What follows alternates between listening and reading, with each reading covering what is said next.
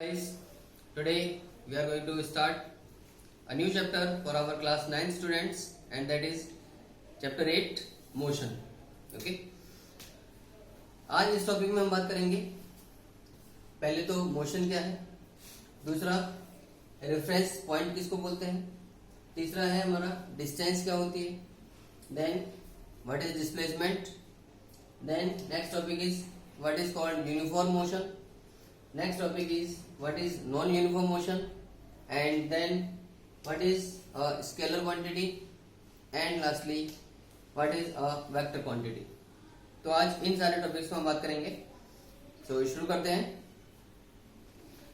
देखिए मोशन आप जानते हैं, इसको हम बोलते हैं हिंदी में गति.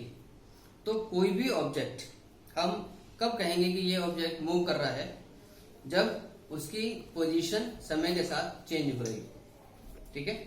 अब जैसे ये ब्लैक बोर्ड है, ये ब्लैक बोर्ड अपनी जगह पे फिक्स है, तो ये 1 घंटे बाद 2 घंटे बाद काफी समय के बाद भी ये एज इट इज यहाँ का नहीं रहेगा. तो it means this black board is not moving, right. तो इसलिए हम किसी भी ऑब्जेक्ट को तब बोलते हैं कि जब उस ऑब्जेक्ट की समय के साथ उसकी पोजीशन जब चेंज होती रहती है, तो हम कहते हैं कि ये ऑब्जेक्ट मूव कर रहा है. Clear. So a body is said to be in motion when its position gets changed continuously in due course of time. Okay, now अब किसी भी ऑब्जेक्ट को मोशन करने के लिए या उसकी पोजीशन को डिस्क्राइब करने के लिए हमें जरूरत पड़ती है एक रेफरेंस पॉइंट की. रेफरेंस पॉइंट मीन्स कि क्योंकि हम उस ऑब्जेक्ट की चेंज पोजीशन को या चेंजिंग पोजीशन को बता रहे हैं, तो हमें जरूरत पड़ेगी किसी एक स्टेशनरी ऑब्जेक्ट की.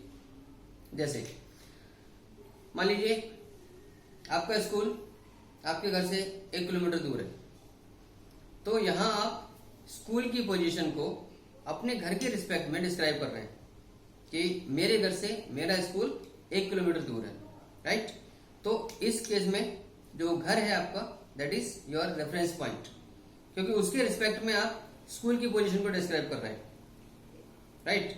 तो इसीलिए ऐसे ही किसी ऑब्जेक्ट को अगर हम मान लीजिए मूविंग स्टेट को ऑब्जेक्ट को हम बात करते हैं कि सपोज अगर एक ट्रेन जा रही है, तो ट्रेन के अंदर बैठे पैसेंजर्स के लिए जो बाहर ट्रीज हैं या जो मकान है वो रेफरेंस पॉइंट होंगे.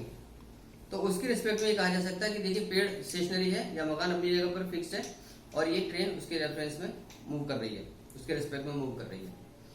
तो इसीलिए एक रेफरेंस पॉइंट वो स्टेशनरी ऑब्जेक्ट होता है जनरली जो किसी ऑब्जेक्ट की पोजीशन को डिस्क्राइब करने के लिए हम कंसीडर करते हैं.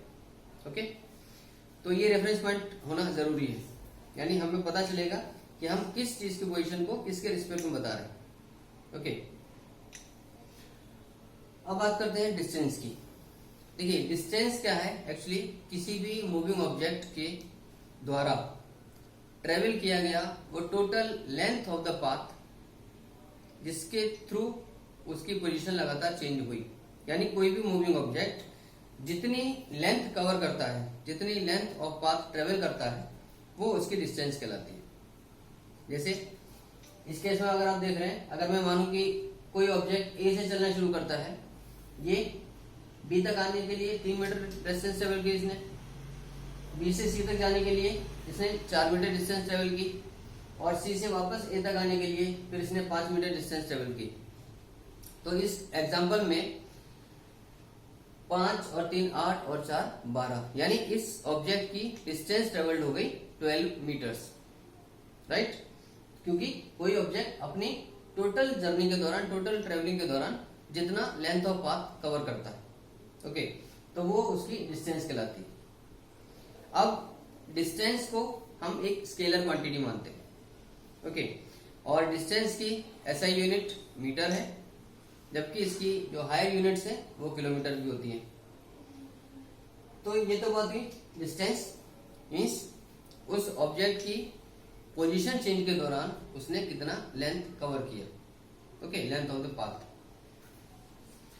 और किसी भी ऑब्जेक्ट, मूविंग ऑब्जेक्ट के लिए डिस्टेंस कभी 0 नहीं हो सकता, क्योंकि कोई भी ऑब्जेक्ट अगर मूव कर रहा है तो ऑब्वियसली किसी न किसी टाइम इंटरवल में कुछ ना कुछ डिस्टेंस जरूर कवर किया होगा, राइट. तो इसलिए distance can never be zero for a moving object, क्योंकि कोई ना कोई डिस्टेंस, कुछ ना कुछ दूरी जरूर तय करता है हर मूविंग ऑब्जेक्ट। ओके, चलिए अब अपने अगले टॉपिक पर आते हैं, डिस्प्लेसमेंट। दोस्तों डिस्प्लेसमेंट इनिशियल पॉइंट से फाइनल पॉइंट तक का जो शॉर्टेस्ट स्ट्रेट पाथ होता है, स्ट्रेट लाइन होती है, उसको हम डिस्प्लेसमेंट बोलते हैं। यानी देखिए, अगर मैं कहूं कि ये ऑब्जेक्ट ए पॉइंट से चला, बी तक पहुंचा और बी से सी तक आया, ओके, तो इस केस में उस ऑब्जेक्ट ने 7 मीटर की डिस्टेंस ट्रेवल की, ओके, क्योंकि 3 मीटर इधर और 4 मीटर इधर। अब जो डिस्प्लेसमेंट अगर हम निकालेंगे तो क्योंकि इसका इनिशियल पॉइंट ए है और इसका फाइनल पॉइंट, जहां जर्नी इसकी कंप्लीट हुई है, वो फाइनल पॉइंट सी है, तो ए और सी के बीच का जो स्ट्रेट शॉर्टेस्ट लेंथ है, जो स्ट्रेट शॉर्टेस्ट लाइन होगी, वो इसकी डिस्प्लेसमेंट कहलाएगी। यानी हम ये कह सकते हैं कि इस केस में जो ऑब्जेक्ट था उसका डिस्प्लेसमेंट है 5 मीटर्स। ओके, तो आपने देखा कि डिस्टेंस और डिस्प्लेसमेंट के वैल्यूज डिफर कर सकते हैं, है ना। हर केस में डिस्टेंस जितना है उतना डिस्प्लेसमेंट नहीं होगा, ये जरूरी नहीं है, क्योंकि इसमें आपने देखा 4 और 3 7 मीटर उसने डिस्टेंस ट्रेवल की, लेकिन उसका डिस्प्लेसमेंट आया इनिशियल पॉइंट और फाइनल पॉइंट के बीच का shortest straight path, that is 5 metre. एक चीज और, डिस्प्लेसमेंट कुछ केसेस में जीरो भी हो सकता है। एक मूविंग ऑब्जेक्ट के लिए डिस्प्लेसमेंट जीरो हो सकता है, क्योंकि अगर मान लीजिए ये ऑब्जेक्ट ए से बी, बी से सी और सी से वापस चलकर ए पे पहुंच गया, तो उस कंडीशन में क्योंकि ये एक क्लोज पाथ पे ट्रेवल किया, यानी इसका जो इनिशियल पॉइंट था वही इसका फाइनल पॉइंट बन गया, तो इनिशियल पॉइंट और फाइनल पॉइंट के बीच का जो डिस्टेंस था दैट इज नाउ जीरो। तो क्योंकि इनिशियल और फाइनल पॉइंट एक ही है उस ऑब्जेक्ट का, तो उस केस में वो जो डिस्प्लेसमेंट होगा वो जीरो आएगा। तो भले ही इसने इस समय 12 मीटर की डिस्टेंस ट्रेवल की है, लेकिन डिस्प्लेसमेंट इसका जीरो माना जाएगा, क्योंकि अब उसका फाइनल पॉइंट और इनिशियल पॉइंट सेम हो गया, राइट। इसी तरह से अगर सर्कुलर मोशन होता है, तो सर्कुलर मोशन में भी अगर ऑब्जेक्ट वापस लौट कर अपनी इनिशियल पॉइंट पर आ जाता है, तो उस केस में भले ही वो उस सर्कल की सर्कमफेरेंस के बराबर की डिस्टेंस ट्रेवल करके आया हो, लेकिन हम उसको बोलेंगे कि उसका डिस्प्लेसमेंट जीरो है, because of same initial and final points, right. Displacement एक वेक्टर क्वांटिटी है और डिस्प्लेसमेंट का जो ऐसा यूनिट है वो भी हमारा मीटर होता है, लेकिन इसके अक्सर जो इसके जो हायर यूनिट्स हैं वो भी किलोमीटर में कह सकते हैं उसको। चलिए, तो ये बात हुई। अब आते हैं यूनिफॉर्म मोशन पे। यूनिफॉर्म मोशन वो होता है जब कोई ऑब्जेक्ट अपने मोशन के दौरान इक्वल इंटरवल ऑफ टाइम में इक्वल डिस्टेंस ट्रेवल कर रहा हो। फॉर एग्जाम्पल, अगर मान लीजिए कोई ऑब्जेक्ट 5 सेकंड के अंदर 2 मीटर की डिस्टेंस कवर करता है, ठीक है, तो 5 सेकंड का जो टाइम इंटरवल है वो हर बार फिक्स है, और उसके अलावा जो 2-2 मीटर का जो डिस्टेंस ट्रेवल है उस ऑब्जेक्ट के द्वारा वो भी फिक्स है। यानी हर 5 सेकंड में अगर वो 2 मीटर कवर कर लेता है तो हम ये कहेंगे कि वो ऑब्जेक्ट यूनिफॉर्म मोशन में है, because of equal distance covered in equal interval of time. तो जब object same interval of time में इक्वल डिस्टेंस कवर कर लेता है तो वो उसका यूनिफॉर्म मोशन कहलाता है, ओके।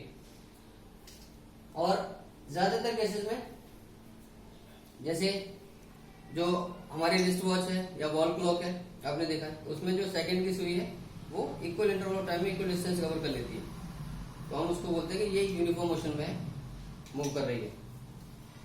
नेक्स्ट टॉपिक है हमारा नॉन यूनिफॉर्म मोशन। ये नॉन यूनिफॉर्म मोशन उसका जस्ट अपोजिट है, यानी अगर कोई object equal interval of time में अनइक्वल डिस्टेंसेस कवर कर पाता है, यानी कभी उसी सेम 5 सेकंड के टाइम इंटरवल में कभी उसने 1 मीटर डिस्टेंस कवर की, कभी उसी 5 सेकंड के अंदर उसने 3 मीटर डिस्टेंस कवर कर ली। तो अब जब जिस केस में इक्वल इंटरवल ऑफ टाइम में अगर डिस्टेंस ट्रेवल अनइक्वल होती है, okay, because of variable speed, तो वो नॉन यूनिफॉर्म मोशन कहलाएगा, यानी उसकी स्पीड में चेंज आता है, कई बार कम हो रही है, कहीं ज्यादा हो रही है, तो इसलिए वो नॉन यूनिफॉर्म मोशन का एग्जांपल बनेगा। और ज्यादातर केसेस में जो आमतौर पर हम देखते हैं रोड पे मार्केट में, वो नॉन यूनिफॉर्म मोशन में ही होता है, क्योंकि कई बार हम स्पीड बढ़ा के चलते हैं उतने समय में, अगर सड़क खाली मिली तो हमने ज्यादा डिस्टेंस कवर कर ली, और कई बार अगर ट्रैफिक हो गया, भीड़ भाड़ हो गई, तो उतने ही पर्टिकुलर टाइम इंटरवल में हम कम डिस्टेंस कवर कर पाते हैं, राइट। तो this is an example of non uniform motion. चलिए अब बात करते हैं next scalar quantity. Scalar quantity वो क्वांटिटीज होती हैं जिनको हम उनके मैग्नीट्यूड के जरिए या उनकी न्यूमेरिकल वैल्यू के जरिए कंप्लीटली एक्सप्रेस कर सकते हैं। जैसे मैंने बताया आपको, डिस्टेंस ये स्केलर क्वांटिटी है, स्पीड स्केलर क्वांटिटी है, यानी इनको एक्सप्रेस करने के लिए हमें सिर्फ मैग्नीट्यूड की या उसकी न्यूमेरिकल वैल्यू की जरूरत पड़ती है। ओके, सेकंड लास्ट टॉपिक है हमारा वेक्टर क्वांटिटी। वेक्टर क्वांटिटीज वो होती हैं जिनको हम उनके मैग्नीट्यूड के साथ साथ डायरेक्शन के साथ एक्सप्रेस कर पाते हैं, यानी इनको कंप्लीटली एक्सप्रेस करने के लिए न्यूमेरिकल वैल्यू के साथ साथ डायरेक्शन भी बताना पड़ता है। जैसे डिस्प्लेसमेंट कि 5 मीटर ईस्ट राइट, ऐसे, ठीक है। और डिस्प्लेसमेंट के अलावा जो वेलोसिटी है वो भी वेक्टर क्वांटिटी है, क्योंकि वेलोसिटी में भी हम बताते हैं कि 10 किलोमीटर पर second towards east like this. तो ये आपने देखा कि डिस्टेंस स्पीड स्केलर क्वांटिटी है, वेलोसिटी डिस्प्लेसमेंट वेक्टर क्वांटिटी है, और बात हमने की स्केलर क्वांटिटी और वेक्टर क्वांटिटी की डिफरेंस की, नॉन यूनिफॉर्म और यूनिफॉर्म मोशन की डिफरेंस की। So guys, this is all for today. Thank you, God bless you, keep doing homework, keep watching your videos and keep doing your proper study also. Thank you very much. God bless you all.